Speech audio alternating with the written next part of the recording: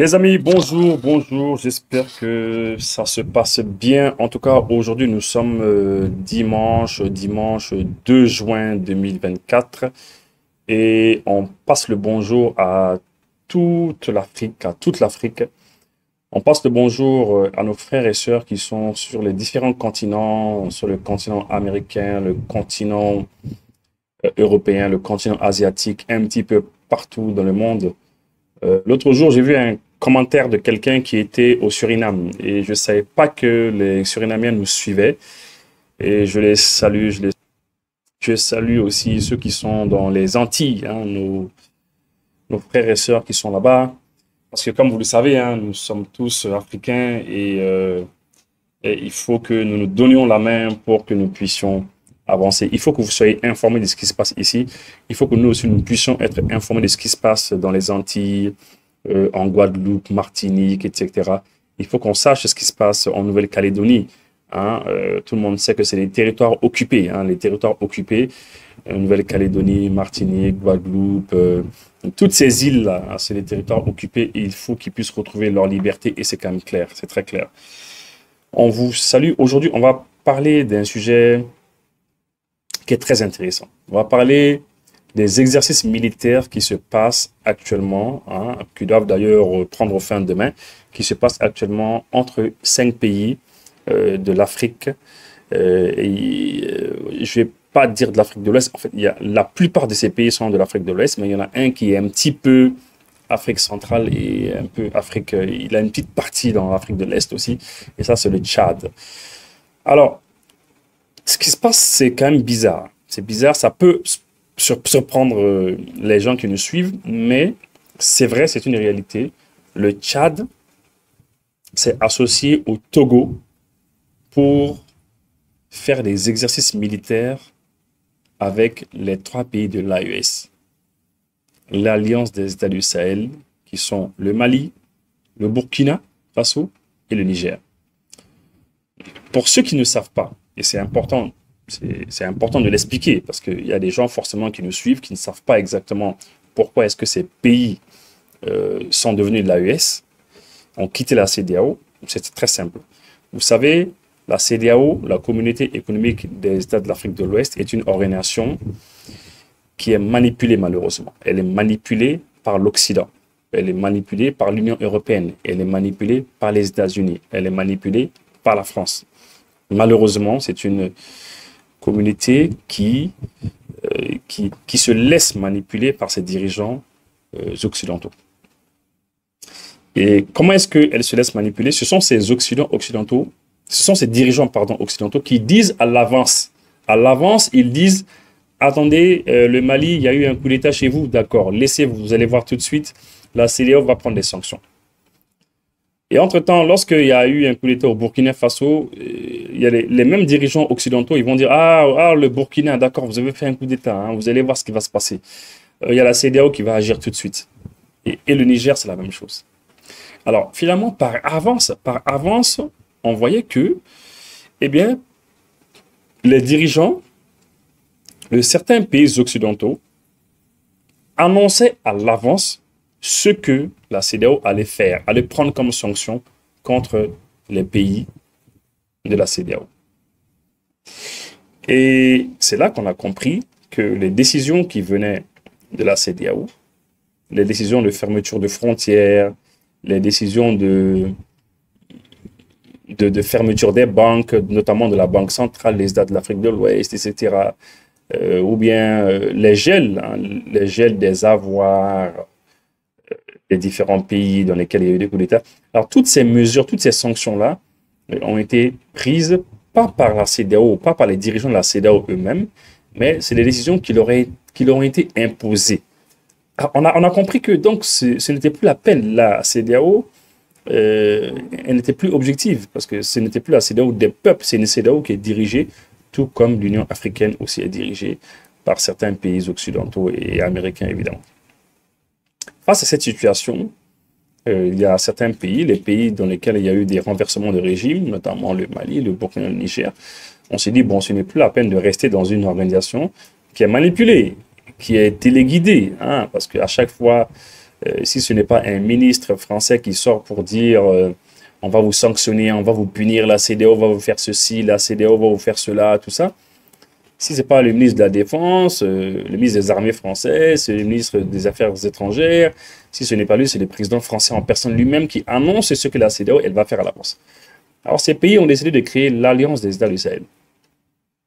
Et lorsqu'ils ont quitté la CEDEAO, eh bien, ils avaient quitté aussi le G5 Sahel.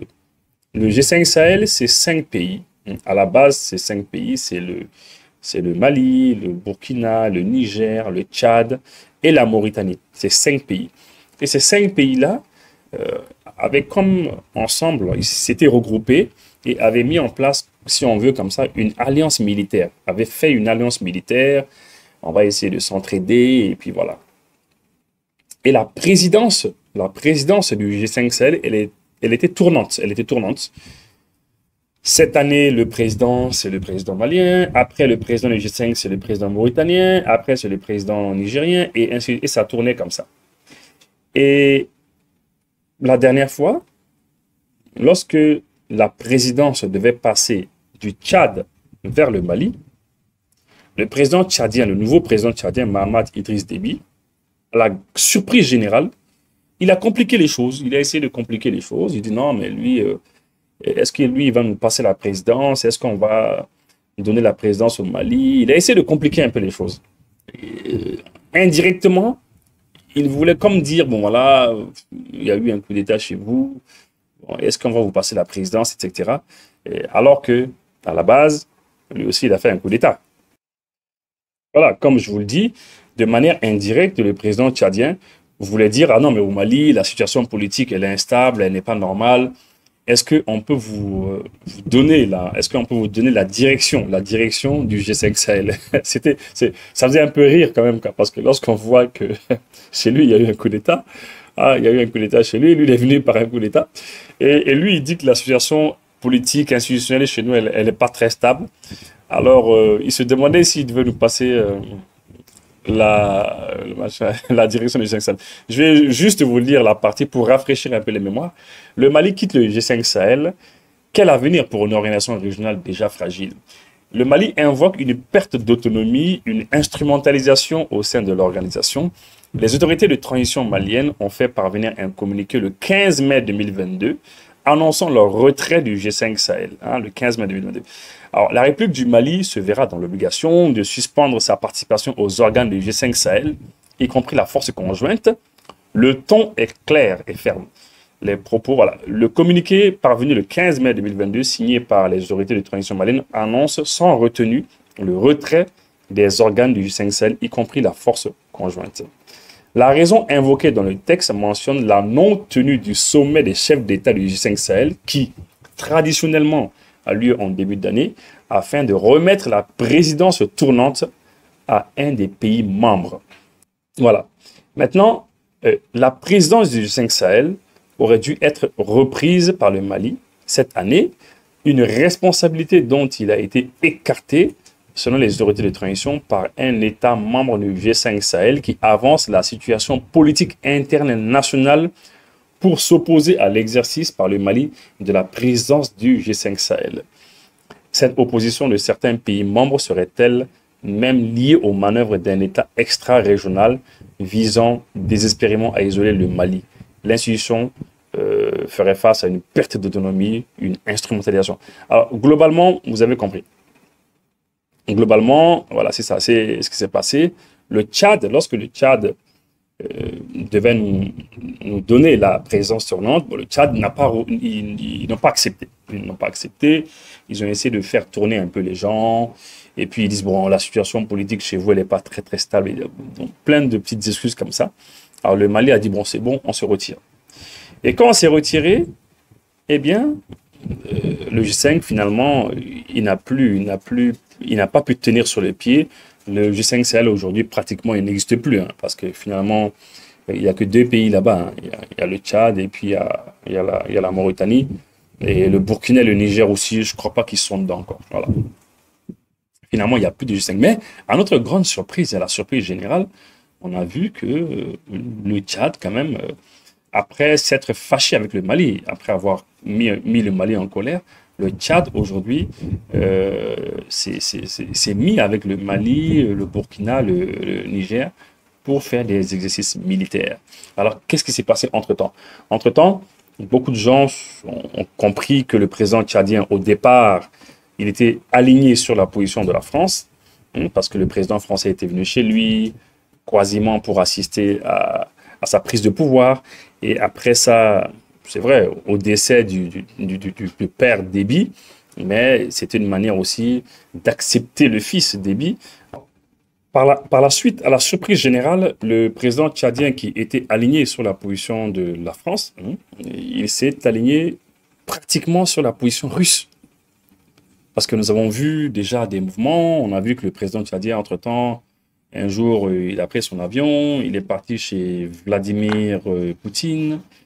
Et après ça, on a appris qu'il y a 130 militaires russes qui sont venus au Tchad. On a vu entre-temps que le Tchad aussi avait demandé aux États-Unis de plier bagages, de leur fournir des justifications par rapport à leur présence dans un de leurs bases militaires, bases aériennes, etc. Donc, les choses se sont compliquées entre-temps entre le Tchad et la France, et notamment l'Union européenne, euh, évidemment les États-Unis. Jusqu'à ce que les médias français se sont posé la question, mais attends, mais qu'est-ce qui se passe? Est-ce que finalement les militaires euh, français qui sont au Tchad vont rester là-bas? Et par finir, il y a un envoyé spécial du président Macron, un certain monsieur Bockel, qui avait fini par dire que les militaires tchadiens que les militaires français allaient rester au Tchad. Ils étaient très inquiets, c'était très très inquiet. Et voilà. Mais de plus en plus, on voit que les Russes sont en train de venir au Tchad et les lignes sont en train de bouger un petit peu. Et à la surprise générale, on voit maintenant que le Tchad s'est mis avec les pays de l'AES et est en train de faire des manœuvres militaires. Alors, les gens se sont posé la question, ils se sont dit, bon, est-ce que ce n'est pas Vladimir Poutine qui est en train de dire au président tchadien, écoutez, monsieur le président, allez, mettez-vous avec les pays de l'AES parce que c'est ça l'avenir. Et il faut le dire, l'avenir, c'est ça. L'avenir, c'est, il faut qu'on se mette ensemble. Il faut qu'on se mette ensemble. Nos pays doivent se mettre ensemble. Nos pays n'ont pas vocation à continuer à se laisser faire, à se laisser sécuriser, soi-disant sécurisé par les armées européennes ou les armées américaines, parce que ces armées, de toute manière, ne nous sécurisent pas. Ces armées viennent simplement pour leur intérêt. On sait qu'ils viennent pour leur intérêt et c'est tout. Ils ne sécurisent pas. Pas du tout. Et là, c'est vrai que ça a quand même surpris beaucoup de gens. Et puis, d'ailleurs, il faut le dire aussi, l'autre jour, on a appris aussi qu'il y a des otages. Il y a des otages tchadiens, des militaires tchadiens qui avaient été pris en otage pratiquement un an et poussière et tout. Et ces militaires-là aussi ont été libérés grâce à l'aide de militaires russes. Voilà, on vous avait dit qu'il y a au moins 130 militaires russes qui étaient arrivés de Africa Corps, Africa Corps qui était arrivé au Tchad. Alors on se demande si c'est eux qui ont intervenu. Hein. Donc on se dit que c'est peut-être tout cela qui a fait bouger, qui a fait prendre peut-être conscience au président tchadien. Parce que le président tchadien, il faut qu'il comprenne une chose. Il veut qu'il comprenne une chose. Il y a de ces pays qui ne vont jamais collaborer en sincérité, en toute sincérité avec vous. Il faut tout faire pour se sécuriser soi-même. Voilà. Les pays occidentaux, à commencer par la France et l'Union européenne, ce n'est pas la peine de compter sur ces pays-là. Ce n'est pas la peine de compter sur les États-Unis pour assurer notre sécurité. Ils sont au Mali depuis 2012, je vous le rappelle. Depuis 2012, ça va de mal en pire. Voilà. Ce n'est que maintenant que le Mali a décidé d'assurer lui-même sa propre sécurité et que ça commence à y aller. Imaginez un petit peu à chaque fois qu'au Mali ici, ou bien au Burkina Faso ou au Niger, à chaque fois qu'on veut acheter les armes, ces États qui sont chez nous, qui sont censés nous protéger, ce sont ces États, les Européens, qui bloquent l'achat de nos armes, qui bloquent l'achat de nos avions. Une fois, l'ancien président du Burkina Faso, Roch Marc Christian Kaboré, a dit une chose qui fait vraiment rire. Il dit que lui, avec ses hommes au Burkina Faso, ils étaient obligés de monter des mitrailleuses, hein, sur les hélicoptères normaux. Ouais, les hélicoptères normaux qui ne sont pas les hélicoptères d'attaque, de guerre et tout, mais ils ont monté des mitrailleuses dessus. Parce que tout simplement, lorsqu'ils font des commandes à l'extérieur, toutes les conditions sont créées pour que cette commande-là ne vienne pas. Hein. Nous aussi, on se rappelle, au Mali, on avait payé un avion un avion qu'on appelle le CASA C295. Ce CASA, je crois, on l'avait payé sur le budget national. Hein. Je crois que ça fait 20 milliards ou c'est 40 milliards, je ne me rappelle plus du prix exactement là. Hein. Et l'avion, on l'avait payé, mais l'avion, pour qu'il puisse venir, c'était un problème. C'était un véritable problème parce que les armées qui sont censées être chez nous sécurisées, ce sont ces armées-là, hein, qui empêchent que ces armes ou bien ces munitions ou encore ces hélicoptères, ces avions ne viennent. Voilà. Donc, finalement, on a appris qu'il y a certains militaires tchadiens qui ont été libérés, hein, grâce à l'aide de la coopération avec les Russes. On va écouter un peu.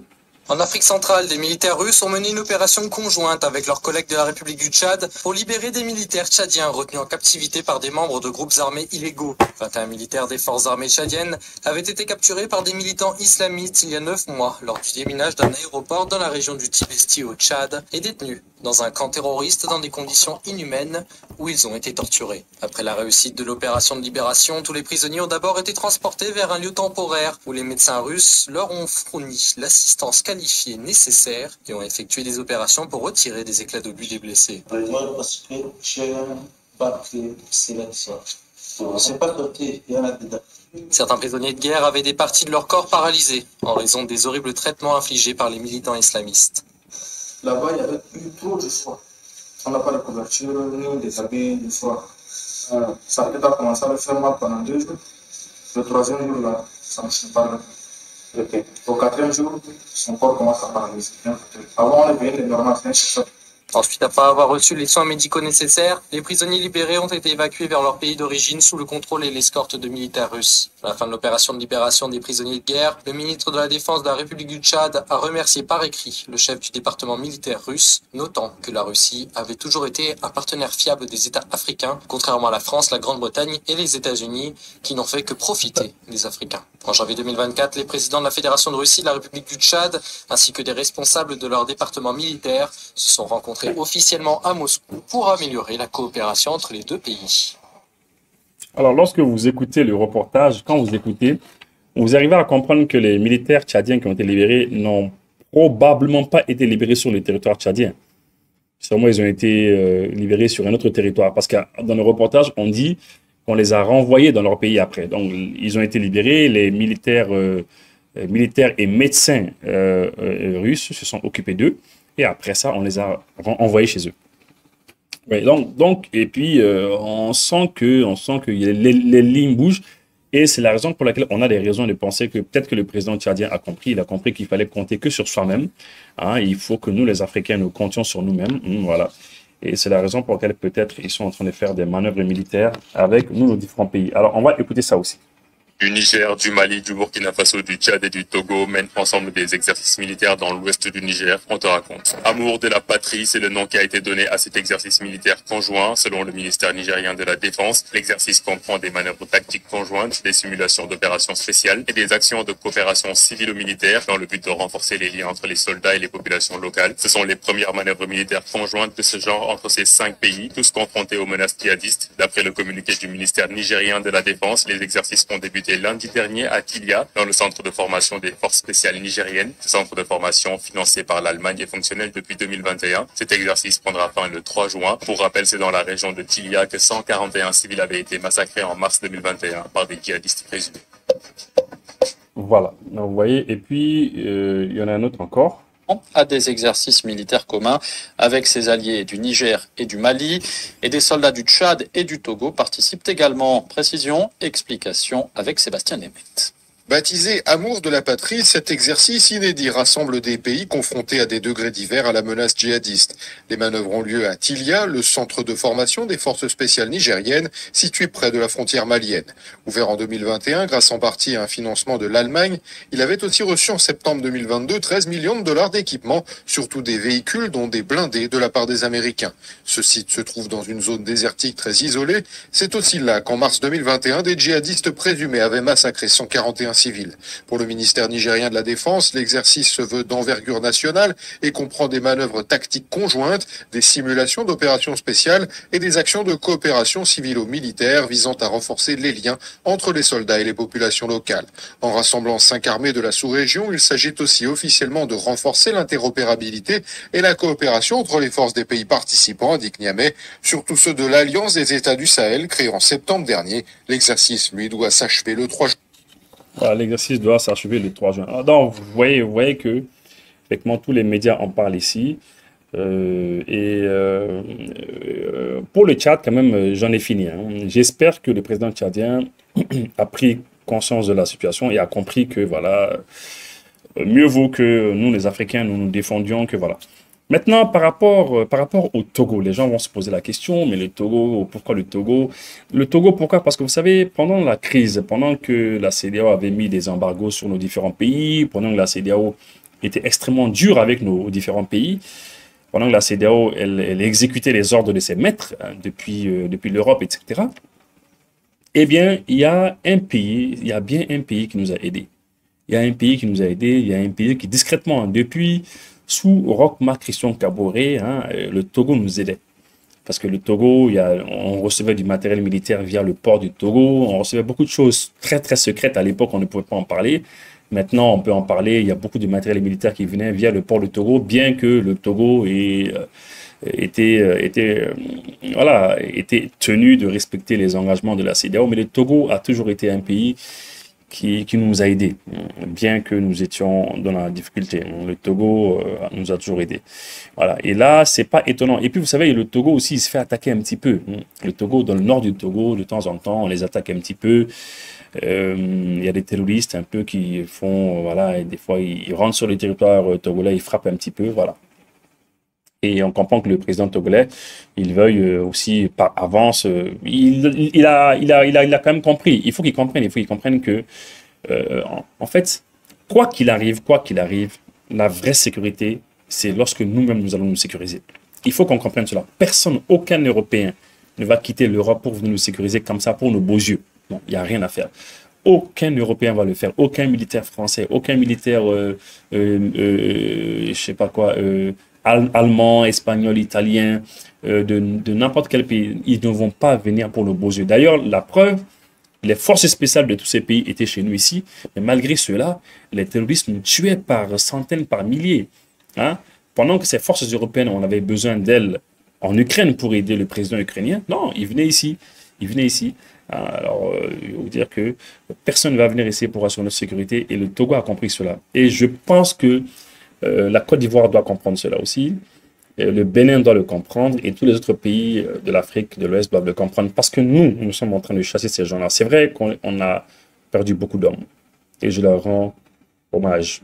Je leur rends hommage à toutes ces personnes décédées. Paix à leurs âmes. Mais je vais vous dire une chose. Ces pays qui sont des pays côtiers, là, si ces pays ne prennent pas les dispositions depuis maintenant, ces gens vont aller les frapper chez eux. Et ils vont aller les frapper avec la complicité de ces mêmes États impérialistes et néocolonialistes. Hein, ils ne vont pas les lâcher. Ça, je vous le dis. Et d'ailleurs, les services de renseignement de ces pays impérialistes ont averti que le terrorisme est en train de se déplacer vers les pays du Golfe de Guinée. Ça veut dire quoi? Ça veut dire que tous les pays qui sont limitrophes avec la mer. Et ils vont y aller. Et comme vous le savez aussi, voilà, il y a de ces terroristes qui sont amis avec eux. Pas tous peut-être, mais il y en a qui sont amis avec eux. Voilà. Alors c'est ce que je voulais vous dire. En tout cas, souhaitons que cette opération se finisse bien. Mais peut-être que ces deux États, le Togo et le Tchad, vont peut-être un jour rejoindre l'AES. Voilà. Merci beaucoup, vous qui suivez nos émissions un petit peu partout dans le monde maintenant, et mettez vos commentaires. Vous êtes dans quel pays, à partir de quel pays vous suivez notre émission? Mettez vos commentaires et puis on verra bien. Merci beaucoup et à bientôt.